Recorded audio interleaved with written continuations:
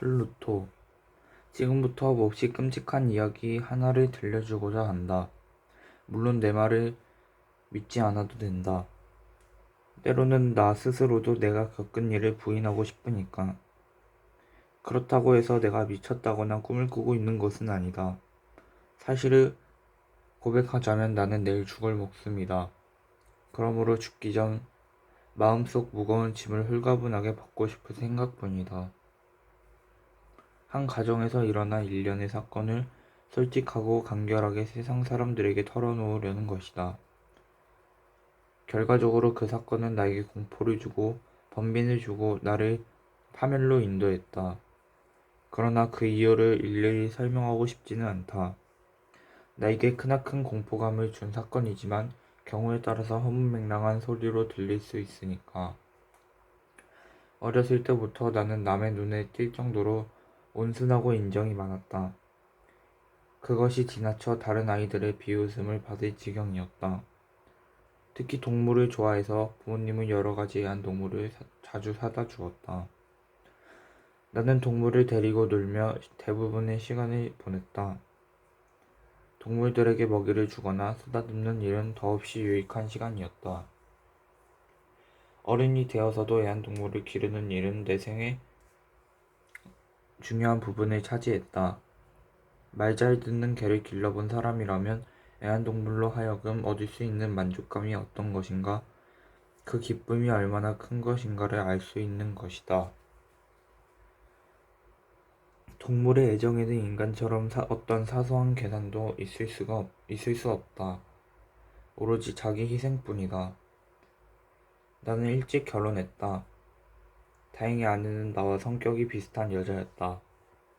아내는 기회 있을 때마다 귀여운 애완동물을 사들였다. 그리하여 우리는 갖가지 동물들을 사육하게 되었다. 여러 가지 새는 물론이고 금붕어, 개, 토끼, 작은 원숭이, 고양이까지 기르게 되었다. 특히 고양이는 몸집이 크고 아름다웠으며 전신이 새까맣고 놀랄 만큼 영리했다. 아내는 고양이를 볼 때마다 마녀가 변장한 것이라며 옛날부터 전해오는 전설을 들춰내곤 했다. 공교롭게도 고양이의 이름은 플루토였다. 플루토는 여러 동물들 중에서도 나를 가장 잘 이해해주는 친구였다. 먹이도 매번 내가 직접 주었으며 화답이라도 하듯 고양이는 집안 어디를 가도 나를 졸졸 따라다녔다. 나와 고양이의 우정은 이후로도 몇 년이나 되었다. 그 사이 나는 서서히 나쁜 습관이 생겼다. 고백하기 부끄러운 일이지만 세월이 흐를수록 음주벽이 날로 악화되었다. 우울증까지 겹쳐 날이 갈수록 침울해지게 일쑤였고 신경이 예민해져 사소한 것에도 발끈 성을 내곤 했다. 걸핏하면 아내에게 욕설을 퍼붓고 심지어 폭력까지 휘둘렀다. 나의 난폭한 성질은 급기야 집안에서 기르는 애완동물에게도 영향을 미쳤다. 나는 토끼나 원숭이, 개들이 어쩌다 내게 다가오면 사정없이 그것들을 괴롭혔다. 급기야 늙어 빠져 토라지기 잘하는 플루토까지 학대하게 되었다. 그러던 어느 날이었다. 나는 단골 술집에서 잔뜩 술을 퍼마시고 비틀거리며 집으로 돌아왔다. 문을 열자 고양이가 평소답지 않게 슬금슬금 나를 피해 달아났다. 기분이 나빠진 나는 고양이를 힘껏 붙잡았다. 갑작스러운 행동에 놀란 플루토는 이빨로 내 손을 가볍게 핥히었다. 피를 보자 나는 이성을 잃고 말았다. 나의 순수한 영혼은 단숨에 내 몸을 빠져나가 버리고 술에 절어 일그러진 사악한 증오가 온몸을 전율로 떨게 했다. 나는 조끼 주머니에서 조그마한 칼을 꺼냈다. 그리고 고양이의 목을 움켜잡고 한쪽 눈을 태연히 도려냈다. 고양이는 미친 듯이 소리치며 울부짖었다. 다음 날 아침 나는 술에서 깨어나 겨우 정신을 차렸다. 그리고 내가 저지른 죄악에 대해 공포와 회한이 뒤섞인 실로 이상한 기분을 맛보았다. 그러나 후회는 잠깐뿐이었다. 나는 이내 다시 술독에 빠져버렸다. 그 사이 고양이는 조금씩 상처를 회복했다. 도려낸 눈은 내가 보기에도 끔찍했다. 고양이는 전과 마찬가지로 집안 이리저리를 돌아다녔다. 그러다가도 내가 가까이 가면 공포에 질려 재빨리 달아났다. 고양이의 달라진 태도는 나를 슬프게 했다. 고양이에 대한 나의 감정은 곧 분노로 바뀌었다. 그리고 그 분노는 추악한 증오심으로 이어져 마침내 구원받을 수 없는 파멸의 구렁텅이로 나를 몰아넣고야 말았다. 내 마음속 깊숙이 자리하고 있던 본성이 활활 타오르며 나를 조종했다. 나는 그러한 충동이 존재한다는 것을 의심하지 않는다. 해서는 안 된다는 것을 분명히 알면서도 어리석은 행위를 몇 번이고 되풀이하는 사람이 세상에는 얼마나 많은가? 오히려 그걸 잘 알기 때문에 우리는 그런 행동을 참지 못하는 것이 아닐까? 우리는 법을 어겨서는 안 된다는 분별력을 가지고 있으면서도 그렇기 때문에 오히려 그것을 어기고 싶은 욕구를 늘 갖고 있는 것이다. 말하자면 바로 그런 감정이 나를 파멸로 이끌었다. 죄도 없는 동물을 계속 학대해서 결국 스스로를 파멸로까지 이르게 한 것은 이 헤아리기 어려운 영혼의 욕구였다. 자신의 나무라며 자신의 본성을 학대하고 죄악을 낳는 악순환의 구렁텅이로 빠져드는 것이다. 어느 날 아침 나는 고양이의 목에 밧줄을 걸어 나뭇가지에 매달았다. 내 행동은 누가 보아도 태연했다. 추후에 망설임도 없었다. 비통한 마음에 계속해서 눈물을 흘렸다. 내가 가슴 아파한 이유는 플루토가 아직 나를 사랑하고 있다는 것을 잘 알고 있기 때문이다. 고양이는 단 한 번도 나를 화나게 한 적은 없다. 이유 없이 화를 내고 고양이 눈을 도려낸 건 나 자신이었다. 고양이 목을 누르며 나는 내가 어떤 죄를 짓고 있는지 자각했다. 나는 그걸 알면서도 점점 헤어나올 수 없는 나락으로 떨어져 내리고 있었던 것이었다. 공포. 참혹한 행위를 저지른 그날 밤 나는 불이야 하는 소리에 퍼뜩 잠에서 깨어났다. 눈을 뜨자 온 집안이 불길에 휩싸여 있었다. 아내와 하녀 그리고 나는 가까스로 몸만 빠져나왔다. 화많은 나의 모든 재산이 송두리째 불살라 버렸다. 나는 함정 속에 마저 신음하지 않을 수 없었다. 물론 그날 닥친 재난과 나의 포악했던 행위 사이에 어떤 연관성이 있다고 주장하는 것은 아니다. 다만 나는 사실의 연관관계를 자세히 기록하고 싶을 뿐이다. 어떤 사소한 매듭이라도 불완전하게 내버려 두고 싶지 않기 때문이다. 화재가 일어난 다음날 나는 불탄 곳에 가보았다. 벽은 한쪽만 덩그렇게 남아있고 모두 헐려 있었다. 남아있는 부분은 집의 중앙, 그러니까 침대 머리맡에 그다지 두껍지 않은 벽이었다. 최근 석화를 새로 바른 탓에 불에 타지 않고 그대로 남아있던 것이다. 많은 사람들이 그 회벽에 달라붙어 조사를 진행했다.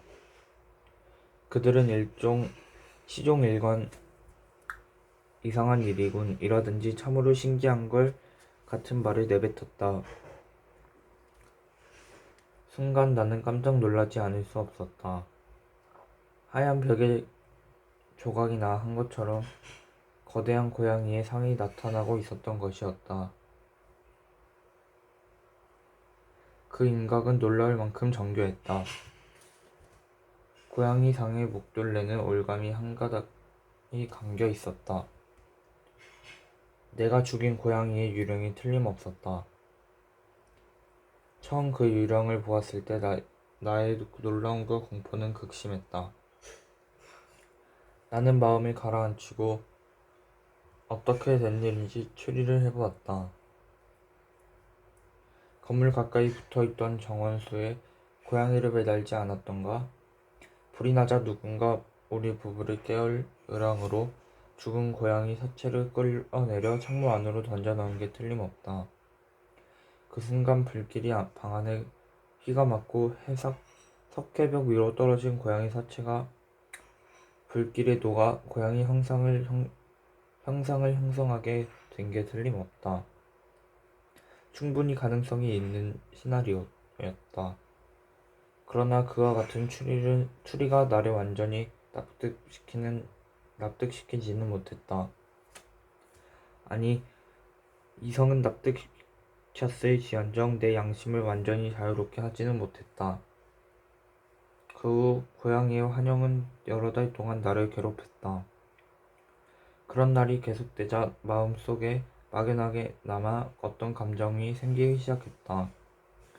물론 양심의 가책 같은 것은 아니었다. 결국 나는 고양이를 죽인 일을 후회하게 되었다. 그날 이후 나는 늘상 찾아가는 술집이나 거리에서 내가 죽인 고양이와 비슷한 고양이가 없는지 살피기 시작했다.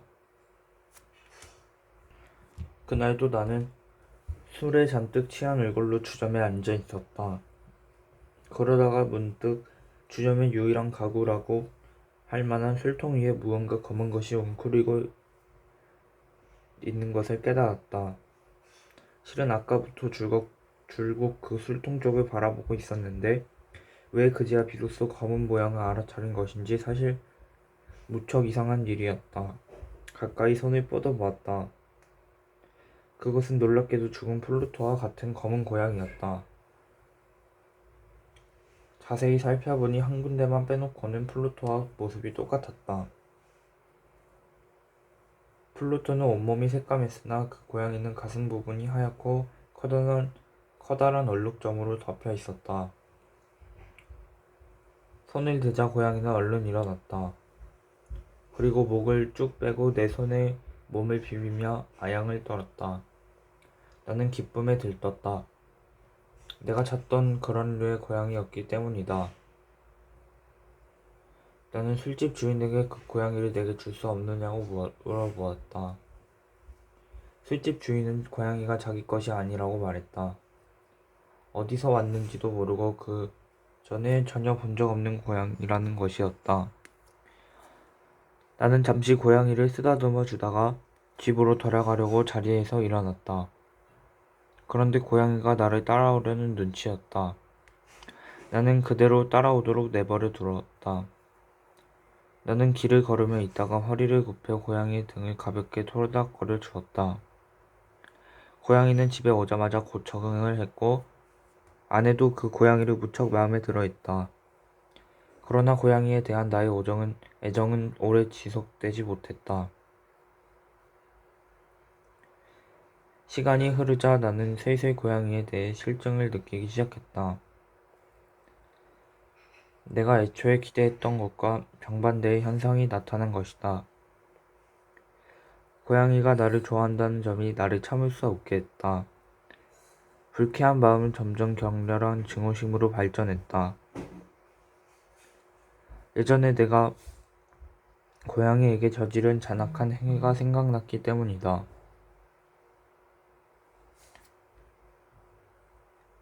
하지만 피할수록 나는 더욱 치를 떨며 고양이를 미워하게 되었다. 나는 전염병 환자를 대하듯이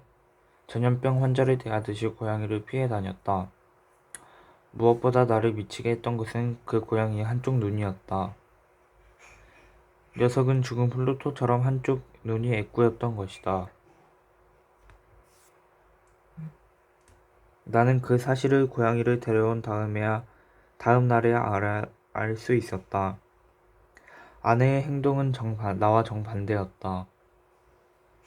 아내는 애정을 가지고 고양이를 대했다.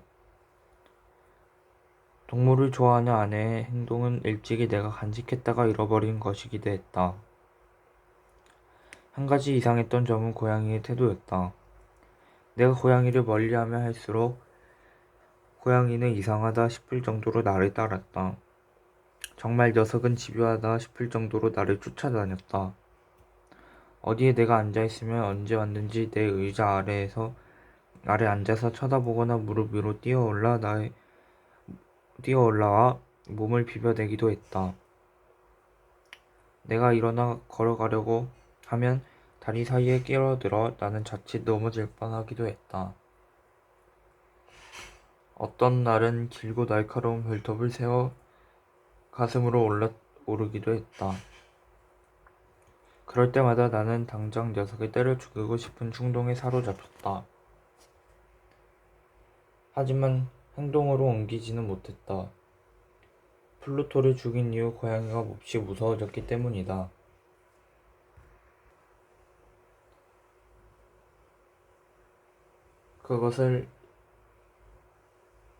그것은 이해할 수 없는 종류의 공포감이었다.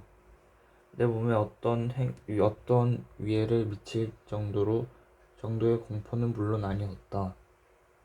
어떻게 표현해야 그때 내 마음을 정확히 표현할 수 있을까? 모든 부끄러움을 무릅쓰고 고백하자면 그렇다. 중죄를 짓고 감방에 갇혀 고백하지 못할 게 무엇이 있겠는가? 그 공포감이란 건 사실 실상 나의 보장것 없는 망상으로 말미암아 생겨난 것이다.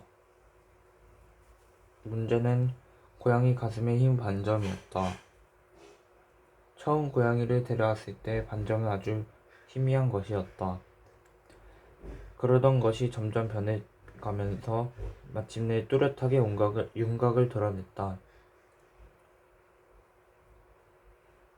그것은 무어라고 말할 수 없이 몸서리가 쳐지는 일이었다.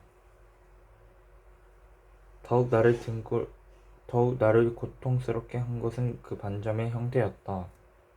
반점의 형태는 바로 등골을 오싹하게 만드는 교수대의 형상이 바로 그것과 일치했다. 나는 고양이의 가슴에 반점을 볼 때마다 죄악과 죽음 같은 처절한 장면들을 생각하며 치를 떨곤 했다.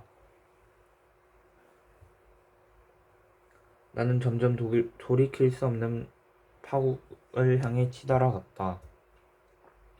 보잘것없는 한 마리의 동물이 전지전능하신 하느님의 형상에 맞추어 만들어진 인간에게 이와 같이 견딜 수 없는 고통을 주다니. 밤이고 낮이고 나는 고양이를 경멸하며 고통에 몸부림쳤다. 이미 나에게는 안식의 기쁨 따위는 사라진 지 오래였다.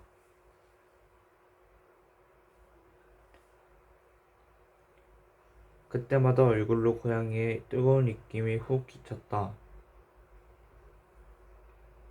악마의 화신은 시간이 흐를수록 내 몸을 짓누르며 나를 나락 속으로 밀어넣었다.